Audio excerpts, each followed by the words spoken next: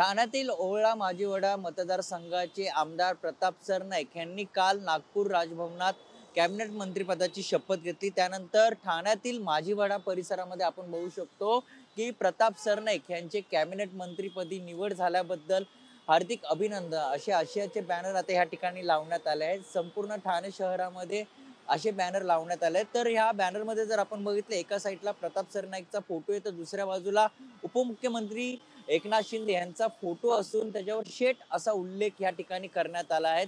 अमित यादव यांच्याकडून ही बॅनरबाजी करण्यात आली होती। काल आपण जर बघितलं सलग चौथ्यांदा प्रताप सरनाईक हे आमदार झाले आणि पहिल्यांदाच त्यांना कॅबिनेट मंत्रिपदाची संधी भेटली आणि काल त्यांनी ह्या कॅबिनेट मंत्रिपदाची शपथ घेतल्यानंतर कार्यकर्ते असतील किंवा पदाधिकाऱ्यांमध्ये एक आनंदाचं वातावरण देखील पाहायला मिळत होतं। मात्र आज जर आपण बघितलं संपूर्ण माजिवाडा परिसरामध्ये प्रताप सरनाईक यांचं कॅबिनेट मंत्रिपदा निवड झाल्याबद्दल हार्दिक अभिनंदन असे आशयाचे बॅनर झळकताना आपल्याला सध्या ह्या ठिकाणी पाहायला मिळत आहेत।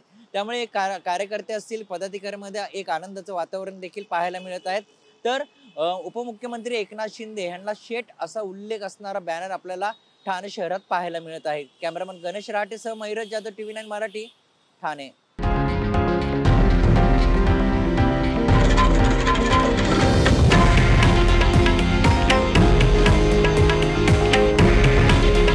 हे आहे देशातील नंबर 1 न्यूज नेटवर्क आणि आपण पाहत आहात TV9 मराठी।